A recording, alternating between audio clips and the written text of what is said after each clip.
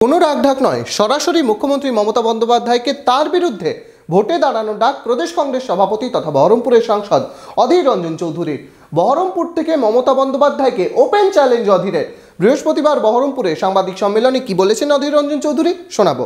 মুর্শিদাবাদ জেলায় এবার আসতে চলেছে ডিস্কোথেক। জেলায় এই প্রথম বহরমপুর গোল্ডেন রিট্রিটে, সাথে লাউঞ্জ বার, অত্যাধুনিক জিম, স্পা, সুইমিং পুল।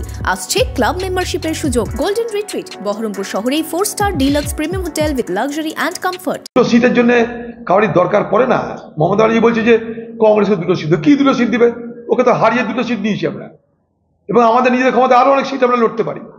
আমরা পুরুলিয়ার লড়তে পারি, জিততে পারি। আমরা মালদা লড়তে পারি, জিততে পারি। আমরা রায়গঞ্জ লড়তে পারি, জিততে পারি। সিটের কি অভাব আছে আমাদের?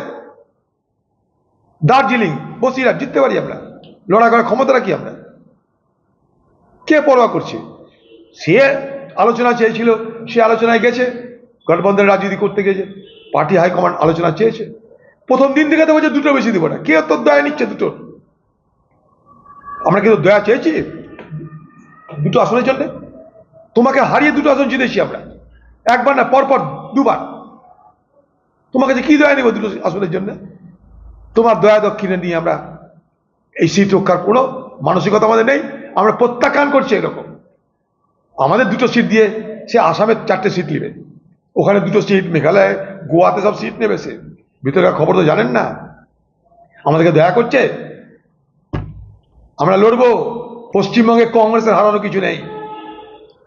ওপেন চ্যালেঞ্জ করেছি। বহরমপুরে তো হারাবে বলছে, মালদা হারাবে বলছে। ওপেন চ্যালেঞ্জ করেছি মমতা ব্যানার্জির দলকে, যে কোনো মামুকে এখানে পাঠিয়ে দাও, যদি হারাতে পারো রাজনীতি করা ছেড়ে দেবো।